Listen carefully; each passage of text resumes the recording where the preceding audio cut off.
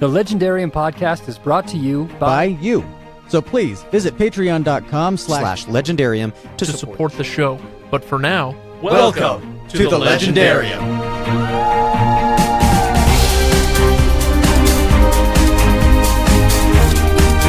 It's remarkable what a difference Ken makes on a podcast. Can you imagine us talking about relationships for the first 10 minutes with Ken here? I can't. Stephanie, you are a malign influence on this podcast.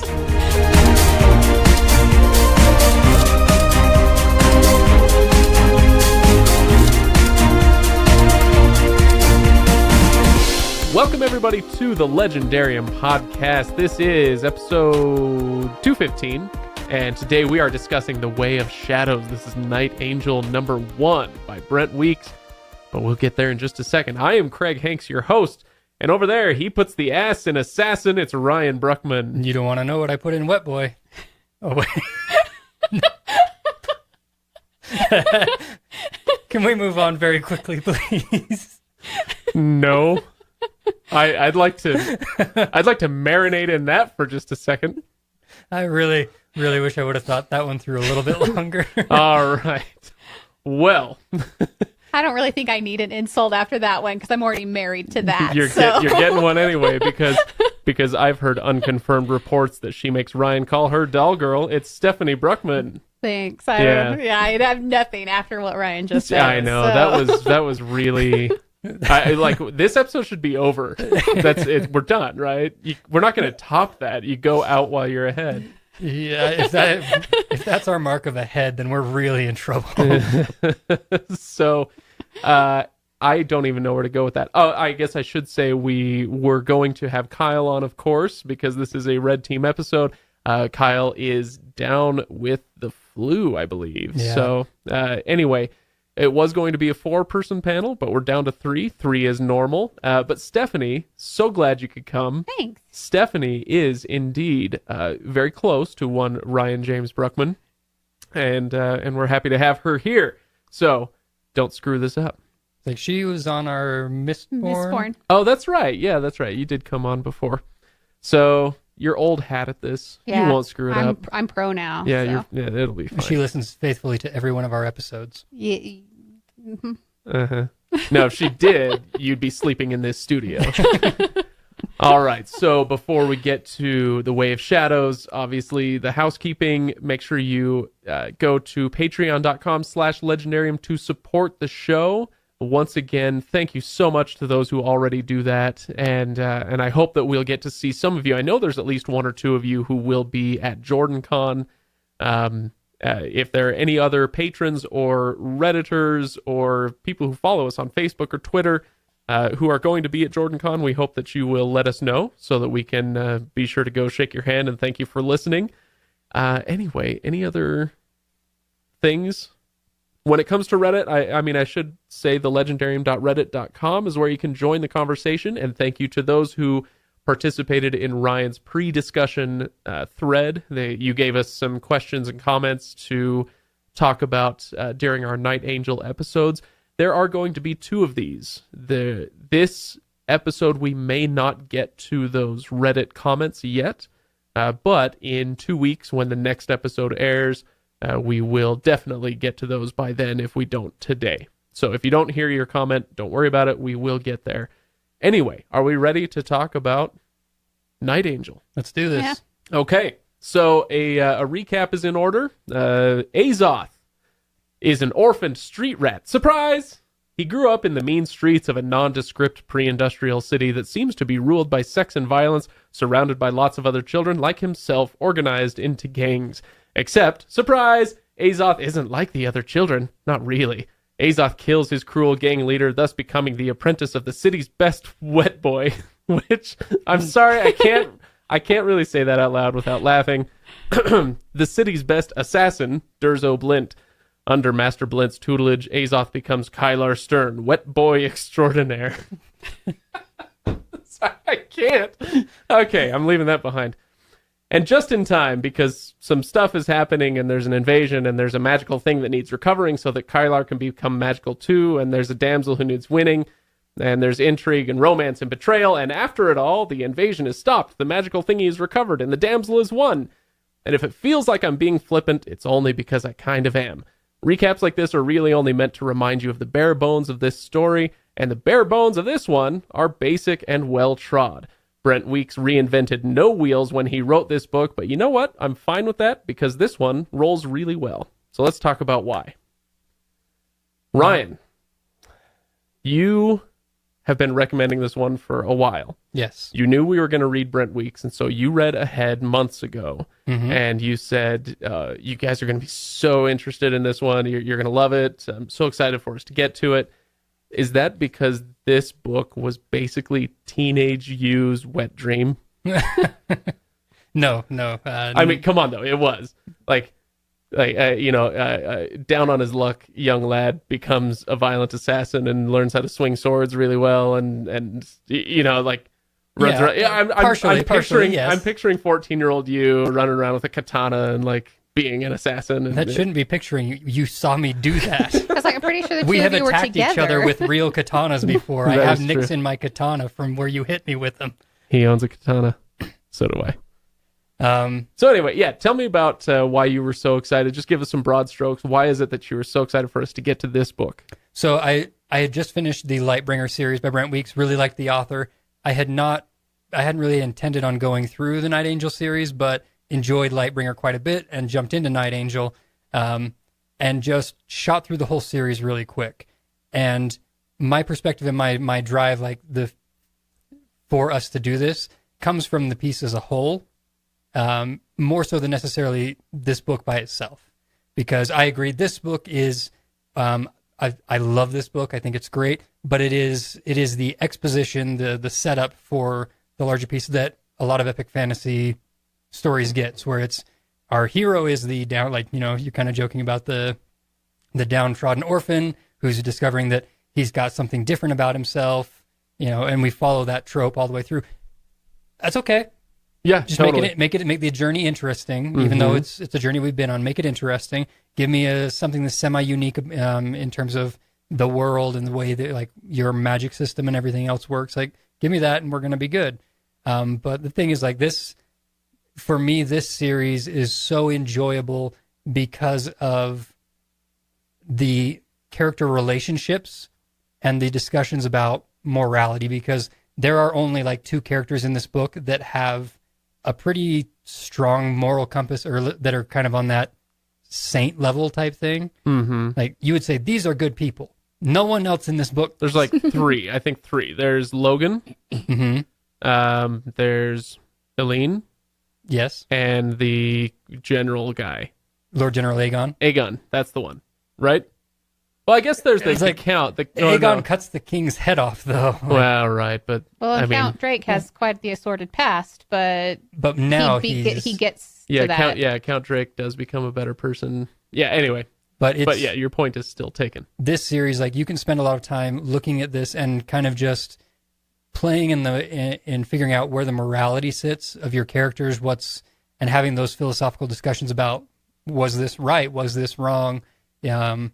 Are they a good person? Are they not? There's plenty of that in this because of the world in which they live and the decisions they're forced to make. So there's a lot here to play with. So it's not just good, clean, pure of heart character goes and pulls magic sword and does this. There are actual consequences and moral discussions to be had. Very good. Stephanie, you demanded to be on this episode. Demanded. You practically had a gun to our heads. Why? That's some harsh language there. No, I'm kidding. Why did you want to be on this episode? I mean, we've done 214 other ones. Apparently, you did one. But why this one? Why did you want to come on for these? So Ryan and I have had several conversations about this, and specifically the women in this story, and the decisions they make, and what kind of how they fit into their society. And the more we got talking, Ryan was constantly like, we need a woman's perspective. We need a woman's perspective. And I was like, well, it just so happens I happen to be a woman and I enjoyed the book. Jury's still out. Well, sorry. But I really enjoyed the book. We listened to it on a road trip home from California, and like I have reread it since. So I've now gone through it twice now, more preparing for the podcast and stuff. But it's a strong, like Ryan was saying, I love the morality of it. I love trying to decide, was this a good thing? Was this a bad thing? Was that a right decision made for the wrong reasons? Was that a wrong decision made for the right reasons? Like, I like those kind of conversations we've been able to have. Let's actually dive right into that because, and I should say for anybody who is joining us for the first time, just welcome to the Legendarium. We're going to skip around. We're not going to talk about the story in linear order. We're going to spoil everything. So, but timelines be damned. Yeah, absolutely. So let's talk about the women of this story and what it is that you like about them. I mean, not necessarily that you like them and all of their choices, but what is it that you liked reading when it came to the women of this story? Well, I thought it was interesting. The first time we listened to this, because I've just listened to these, was Elene. Elene. Yeah. I did not pay any attention to her the first time through. Like she was there. And she was an important character for Kylar and the decisions he was making.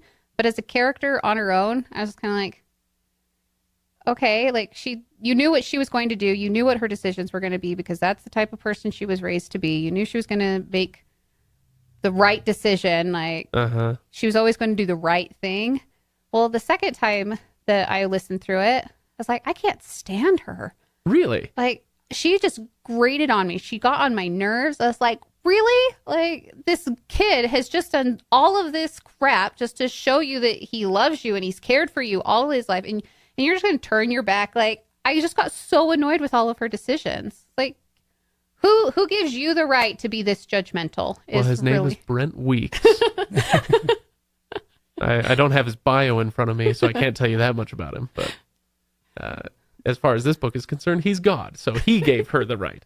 But I think that is an interesting relationship thing to be able to explore in the series, is the relationship between Elene and Kylar, in the sense that her morality does not allow for her to be with Kylar, because like, how do you justify being with a murderer, being with this person who does these terrible things, when you say that you follow this one God and forgiveness and all, like, their relationship shouldn't work, but it works. But it's still there. The feelings, that core group of feelings is still there from the fact that they grew up together and he has cared for her, and she doesn't know that. She's in love with this mystical man that's taking care of her entire life. That she gave the name Kylar. She didn't even know who it was. So she's in love with this man. Well, now, as I understand it, Kylar was a figure kind of in the periphery. She knew who he was. She kind of thought he was hot. And so she's like, oh, my benefactor, I like him. I'll name him Kylar too, right? Okay, good. I'm not crazy. That's how that works. Yeah, okay. She knew who Kylar was. And so she just started imagining, oh, that has to be my benefactor because he's a good person. So, but I don't really know him, but he's still, Let me ask you guys this. How believable do you think those two are? At the end of the story, they kind of get together. Does that, I guess, to somebody's point, how does that work? They have that shared childhood experience, but now they've led two completely different lives. They have nothing in common except some years together when they were really, really little kids, and now. And he still feels like, oh, I'm just madly in love with this girl. When obviously we've all been infatuated, and with time and distance, that in the person, this object of your infatuation can become idolized in some way, and then you bring them together, and like he does really well in this story, the sparks kind of fly, and things aren't looking quite right between them, and then at the end of the story, it's just like, yeah, but. Oh, well, let's do it. When he says, run away with me to her. Now, I will say, I am glad that at the end of the book, he didn't quite it wasn't like, and then they kissed and they lived happily forever after. It was like, yeah, let's give it a shot. Yes. And then, they held hands off into the sunset, right? Yeah. So I feel like it's maybe that kind of gives it an out, but at the same time, like Weeks is still giving us that cathartic moment of, and the guy gets the girl at the end. And I wasn't sure if I bought it. Yes. The reason it works for me is because it's not love as we tend to think about it. Both of them have a very skewed view of what love is. I know what love is. Because of the way they were raised, even in their different lifestyle, growing up different lifestyles and everything. Elene's view of love, because of her scars, because of just the way, because she had a guy propose to her, like she's dealt with what love is generally in stories here, like someone who's interested in you and there's an attraction and going on. But for her and for Kylar, love is based out of that undeserved care for someone. Like, I didn't do anything to earn the protection that you have given me, the life you've given me, everything. I'm not worthy of it, but you still want this.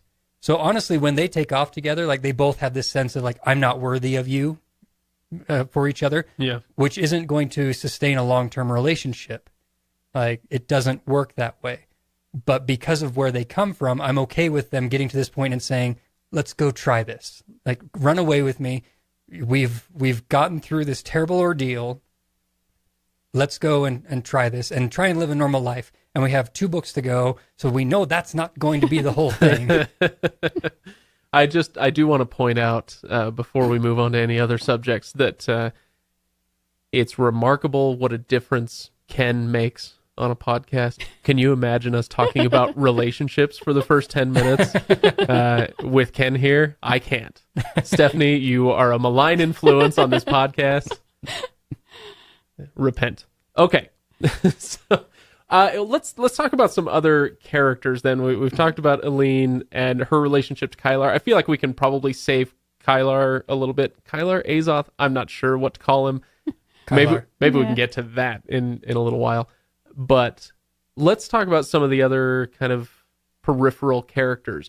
And here's one that I have to say I was really, really intrigued by, and then ultimately quite let down by.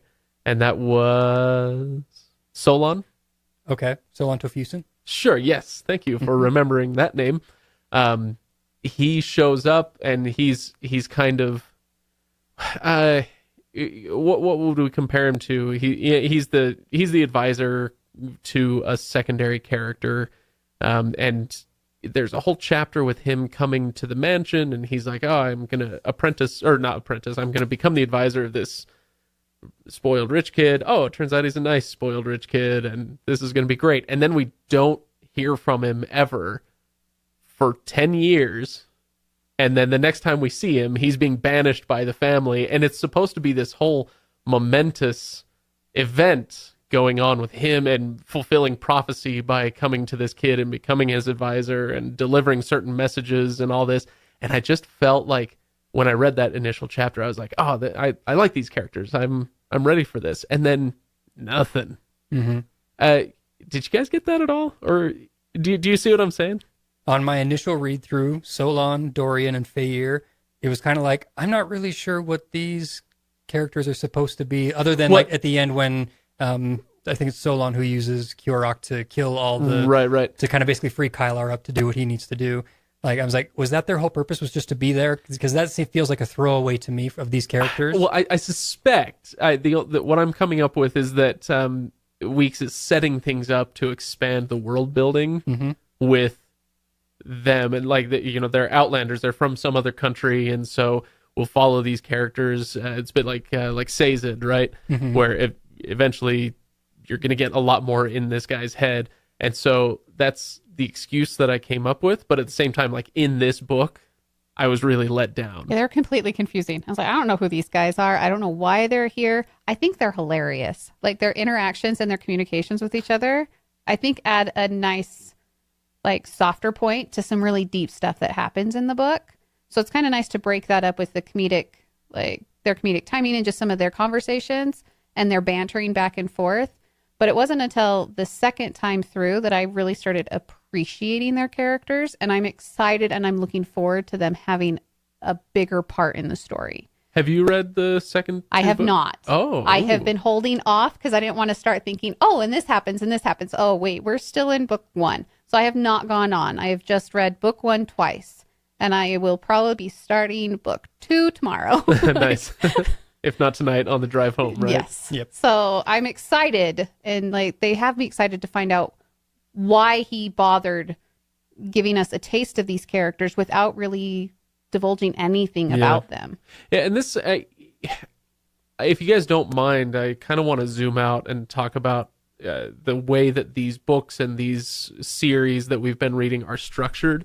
We ran into this a little bit when we read Farseer, where taken as a whole, the trilogy, the Farseer trilogy, we thought it was interesting. There were some things that that miffed us a little bit, but taken as a whole, it's like, yeah, I can see what people like about it. But that first book, we had such a rough time with that first book because it was not really a book. It was part 1, right? And but when I'm being marketed with a book, I want a story, beginning, middle, end, and all that. And this is definitely not to that level. This is a story with a beginning, middle, and end. But there are those little moments like the Solon stuff, and there are a few other things as well that we'll get to the magic system in just a minute.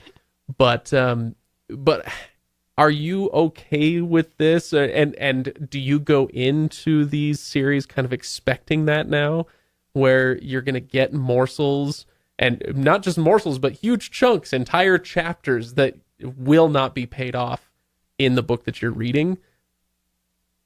To a certain extent, yes-ish.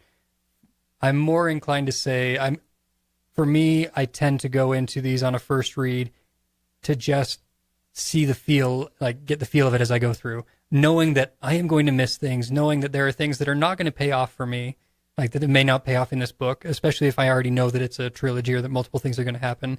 And I think that that's okay, especially knowing that it's a bigger story piece there, as long as you make the portion that I'm following enjoyable. Mm-hmm. And I do feel like that. Like, yes, I can see why feeling like Solon would be a bit of a letdown. Honestly, on my going back on the third time on this one, like, there's stuff there.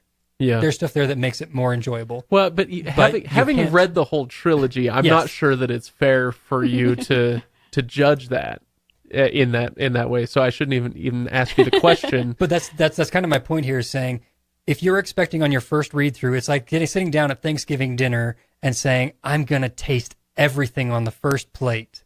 Like, no, you're not. Like, you can dedicate, you're going to have to come back and deal with things on multiple passes through. Are you hungry? Are you a little hungry?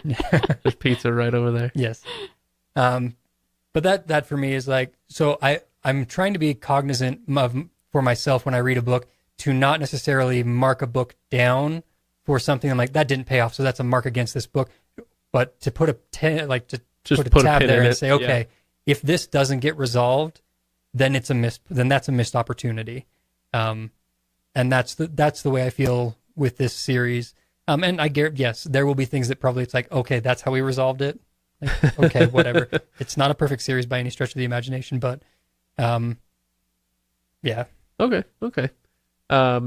I could bring up more stuff, but maybe I should kick it to you guys. What do you guys want to talk about? Should we go on to some other characters? Are there any burning bullet points that you want to get to?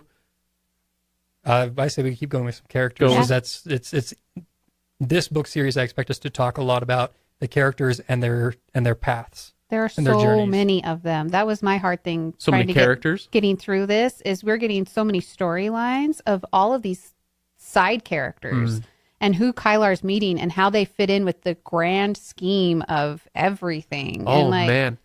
That Have you read The Farseer? I mean, I apologize that I'm bringing it up more than once. We just read it, and so it's kind of fresh on my mind. And we'll bring up Farseer or Mistborn or other things, and we'll try not to spoil any plot points on those. But yeah, we'll talk about them a little bit. But it's interesting that in the Farseer trilogy, Robin Hobb is super strict about one single point of view through the entire trilogy. All you get is that main character, first person point of view. And so it's all very limited and narrow. Brent Weeks was not scared at all to follow whatever point of view kind of caught his fancy at the moment. And so you would get some random guard or a tertiary character or, Momma K sitting down at her desk or, whoever. And I kept wanting to open up the book, and I haven't, to see if it's easier to follow reading the book. Because that was my biggest complaint listening to the book is his narrator. The shifts. I was like, wait a minute, okay, who am I listening to? Who's talking now? I don't know who this is. Where are we? And then there are times that he jumps ahead like 15 years. Right. And I was like, what? Huh? What was that all about? I don't know what just happened here. And that's my complaint about just specifically the audiobook, is that there wasn't enough distinction between characters voice wise to be like, okay, I can follow this conversation a little bit easier, because when I'm reading a book I can always glance back and I'm glancing ahead, and like when the words are in front of me it's a lot different than if I'm just listening to them. Yeah, and I think there's something to be said for the editing of the audiobook, where the engineer could have put just a little extra space, like the paragraph changes versus the double carriage return. There's not much of a distinction between the two, and so there are a couple portions where the POV shifts are really quick, and so if you're listening, you're not sure when to change your own mindset. And so I tend to do, like I've done now for years for the podcast, I've been doing Whisper Sync, which I'll just free plug Lord Bezos and all of his technological wonder right here, and just say Whisper Sync is amazing and get it, where you can read the Kindle version and then seamlessly switch over to the audiobook. And yeah, I found when I was doing the ebook and reading, it was really easy to keep up. And then when I would switch over, I had to pay real close attention. The second time through made that so much easier because I knew what I was listening to. So I enjoyed it more the second time through, and it was easier. But that first time through was confusing at times. That actually brings up a point that I will revisit, I think, in each subsequent book from here on out. But one of the things that I've really enjoyed about Brent Weeks' writing in the Night Angel trilogy is that when he's writing a character's point of view, the language, his word choice, everything fits that character. I don't feel like I'm getting an omnipotent narrator that speaks the same way the whole time. And it gets more profound as you go through. But when you're listening to Kylar's portion versus a Momma K chapter versus, a Dorian chapter or something like that, like the language choice, the way that it's all put together, like after a while you start to get to know the feel of it. So I can listen and be like, based on the first 3 sentences of this have 4 F words, this is probably Viridiana. Like, that's the sort of thing that that I'm able to pull out. Like, okay. And I actually really appreciate the fact that that's the case especially when you're listening, because you start to catch that as you go along. That makes sense. Yeah, okay. Let's talk about... I want to save Durzo Blint. Got to save him. Let's talk about Momma K. Okay. Woman in the audience. How do we like Momma K? Because all right, Momma K, good woman or greatest woman?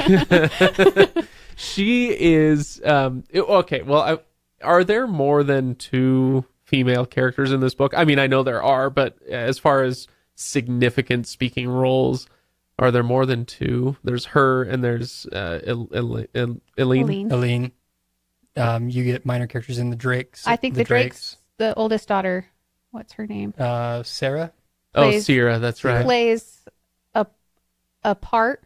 Yeah. I mean, not necessarily. But I guess my point is there are 2 really major female characters. One of them is a saint, and then one of them is a manipulative shrew with a heart of gold, or I don't know, quite like Maybe not gold, but with some kind of beating heart. with a heart at least. So, I mean, how did you feel about her? Is she all right?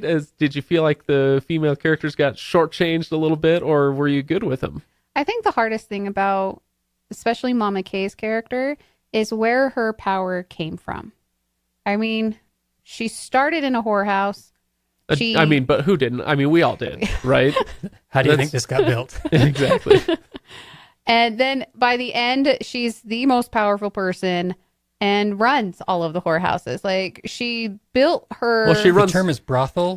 Well, actually, the term is brothel. There you go. I'm gonna... Well, actually... just a moment there of mansplaining, you know.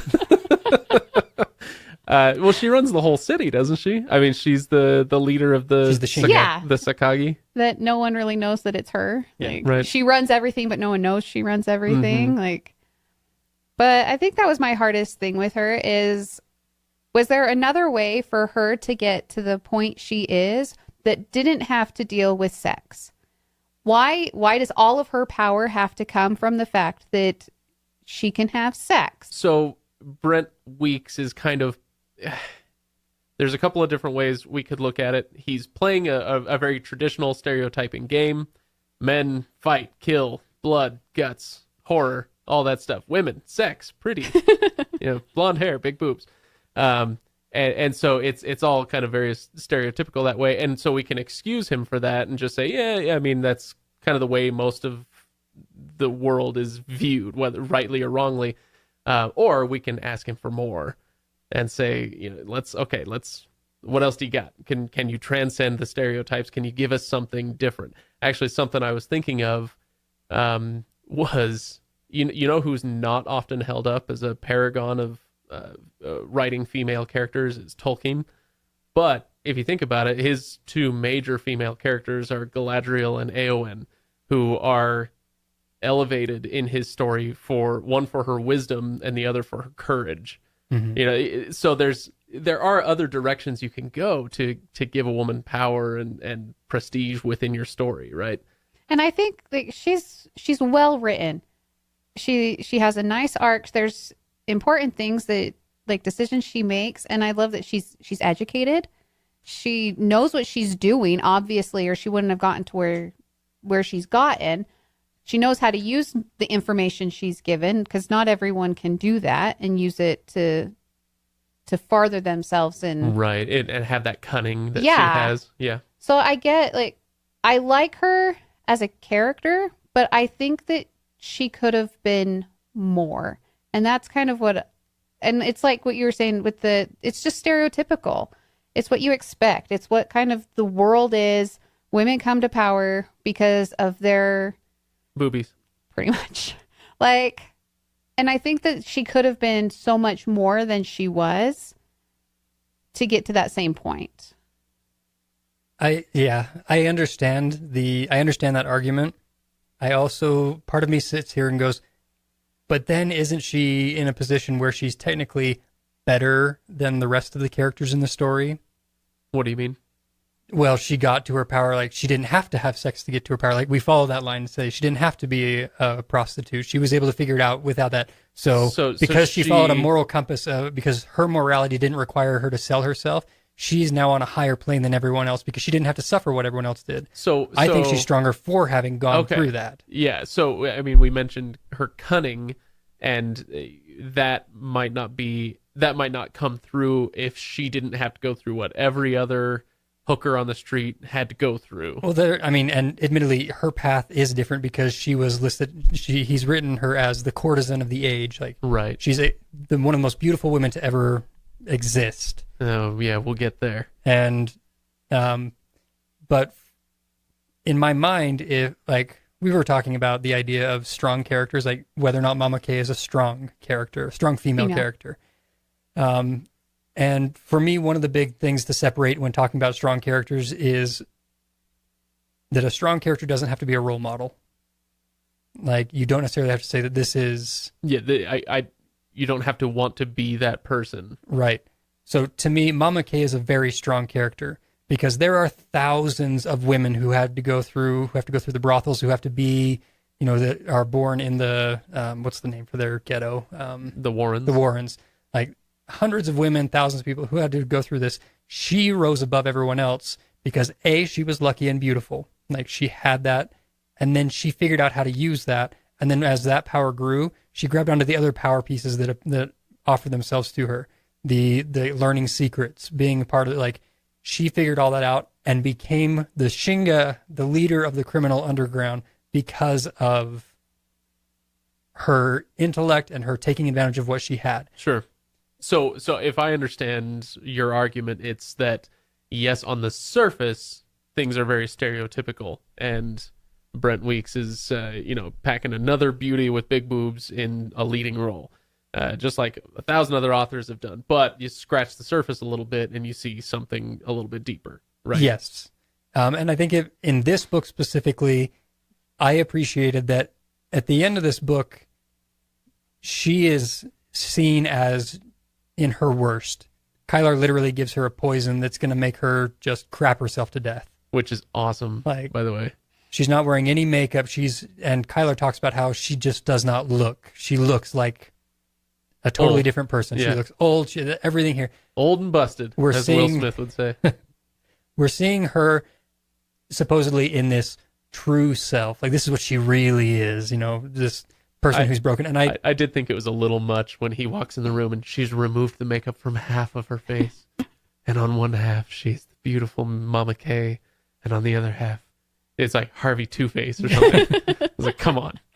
Anyway, sorry, go on. No, that's fine. But we get to that moment, and Kylar has this whole discussion with her about, and she's like, you're not going to make me regret like all these different things. But we realize that there are aspects to Momma K that she hasn't shown yet, that she hasn't been able to let free, in terms of the fact that she loved Durzo.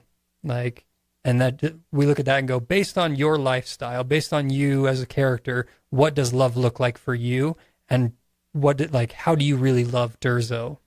And I just think that there was so much to Momma K in those and the reason that everyone looks to her is she is a sign of strength, and that she has multiple levels and lots of depth to her. It's why I think that she is a very strong character. Would I want a young girl to read this story and go, I want to be Momma K? I'd go, probably not. Like, you don't want to be Momma K. But the lesson there might be, we all have natural gifts, whatever form those might take. Physical, mental, emotional, spiritual, whatever. Find them and use them. Yeah. To the best of your ability. And try to do it while being a decent human being. Momma K, again, maybe not the best example of that, but at least there's a part of that in her story. We hit that multiple times in the story, and take Kylar and Durzo in training. Like, Kylar at one point in time is talking about how Durzo trained him that in a fight, I think it's when he's going to fight Logan or something like that, and it's like, you don't throw a kick above the knees. Like, he basically just says, in fighting, you just do what you have to do to win. You do what's there. Like, take your skills, take what you need to do, and be smart about it. And Logan, on the other hand, is the type of guy who fights with rules and everything else. You're like, and so the lesson we take from this is, like, which of those camps do you tend to follow? Are you the type of person that will follow the rules in a fight, or are you the type who's going to say, I'm not going to kick above the knees because it's just all it's going to do is throw me off balance? Yeah, is it about honor, or is it about winning? Who's of the people in this story, whose path would you follow to get what you want? So just pick whatever you want in life, whether it be, I want to be a famous actor, I want to be an author, I want to be whatever. Whose path are you going to follow to get to that? I have my answer, but I'll keep that to myself. Momma K. Yeah. It's like Daedra. I don't know. Who's that? She's the blonde prostitute that Momma K offers to Kylar that looks like Elene. Okay, yeah, sure. Yeah, it's fine. It's a gig I can get behind. I really can't believe you cracked that joke. Okay, so, gosh, I feel like we could go off on in a few different directions, but maybe we ought to stick with a few more characters and keep it there for this episode. and then talk about some other kind of broader story stuff in the next one. Yeah. So lastly, let's go ahead and talk about Durzo Blint and Kylar Stern, Azoth, whatever. That's one thing that, again, we'll probably get to this in the next episode, but the names. Oh, the names. All the names.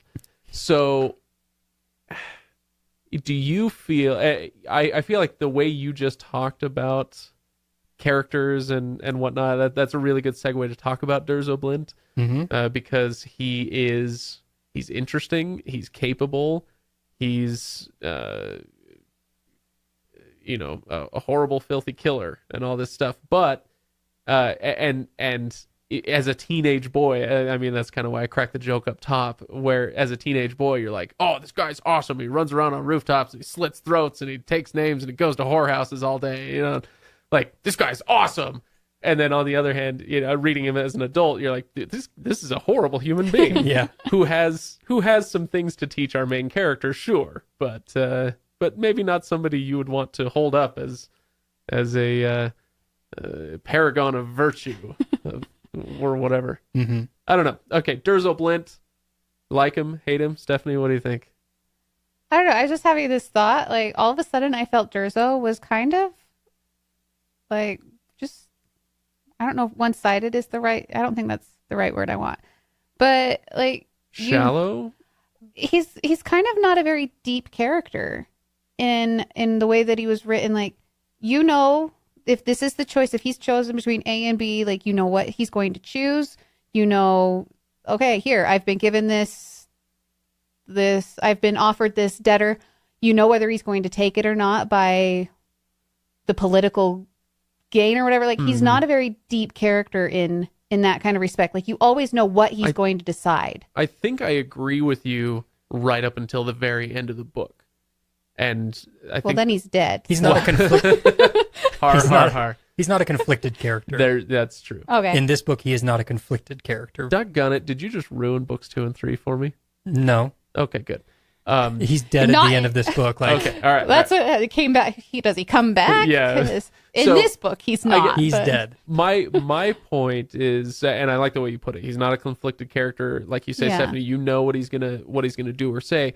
And for most of the book, that makes him maybe not as interesting as other characters to read. I think he's plenty interesting, but at the end of the book, when he and Kylar are facing off, and there's this whole question of they're going to try to kill each other and whatnot, where he kind of flips a little bit. Weeks flips Durzo on his head, and Durzo is he taunts Kylar by saying, "I'm the one who gave Doll Girl her scars," and because you know him, I was just going to say, because you know him as well as you're saying up to that point, I was like, oh yeah, that's crazy, and I 100% believe it.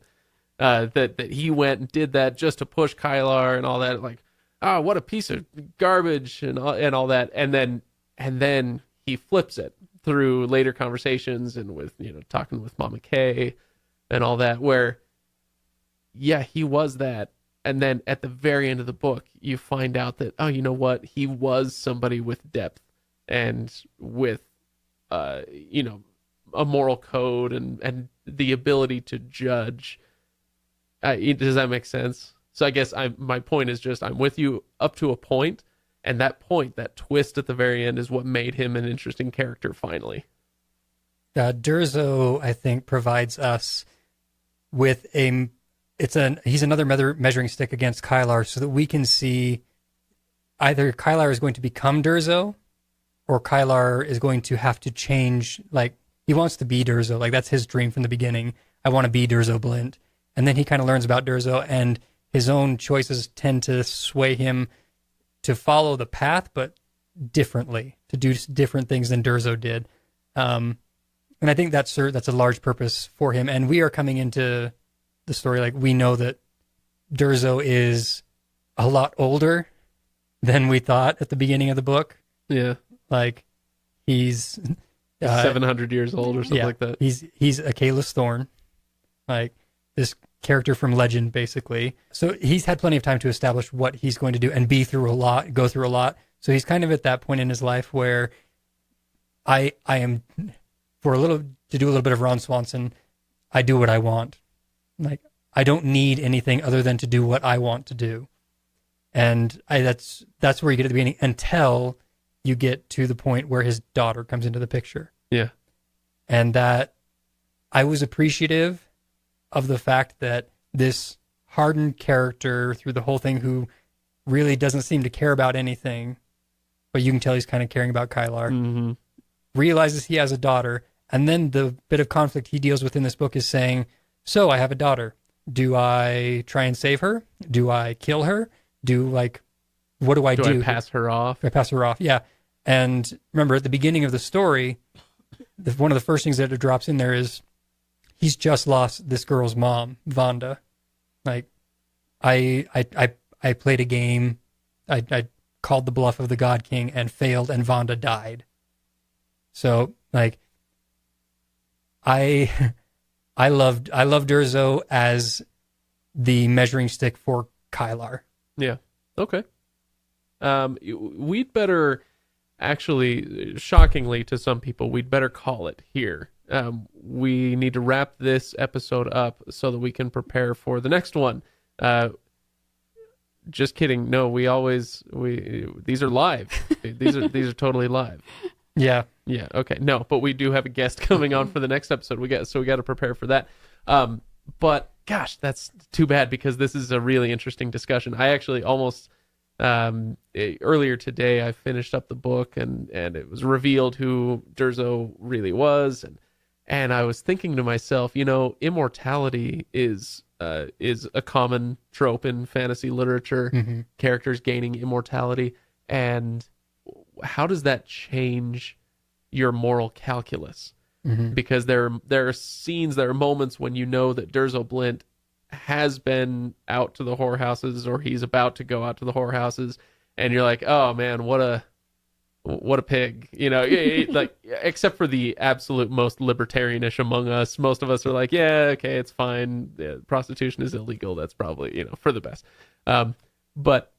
But does the moral calculus change if you're immortal and you know that, like, falling in love is not the wisest course of action for you or anybody that you might fall in love with? And so how do you, how does that change the way you view prostitution, for instance? Little things like that. Like, you could really have an interesting discussion about immortality and the way it changes things. There's a lot of lenses that you can look through on any of these characters and their actions, and kind of say, yeah, I get it, it makes sense, or no, that's terrible. And that's what's happening with Elene and Kylar, is Elene's lens and Kylar's lens, like the way they look at life isn't working very well.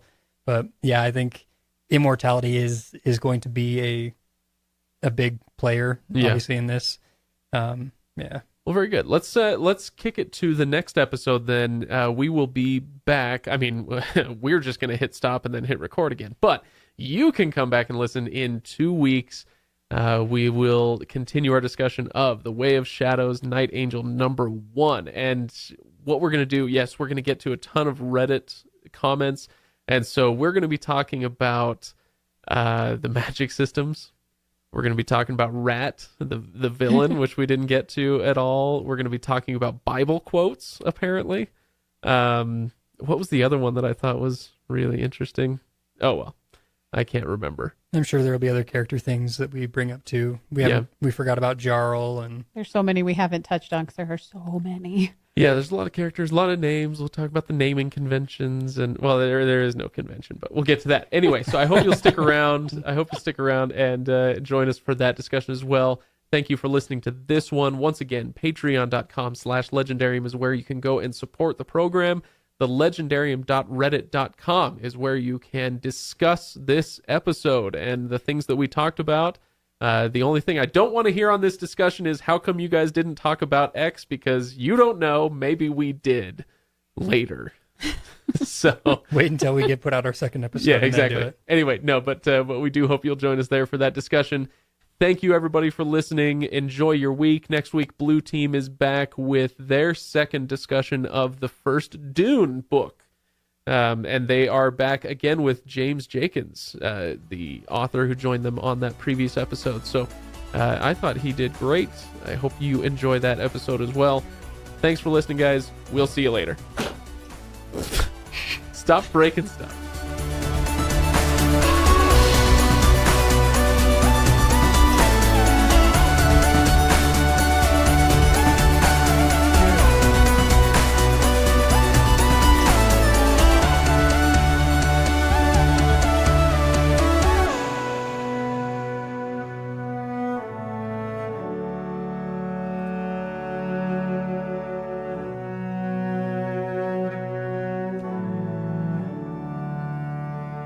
Just looking up potential other names for what an assassin could be. I'm not sure I want to hear them. So Stephanie, it's you go. like, You say something. I don't really want to know what this whole list is, so maybe you should just keep that one to yourself. If one of them is wet work, I don't want to know how much worse they get.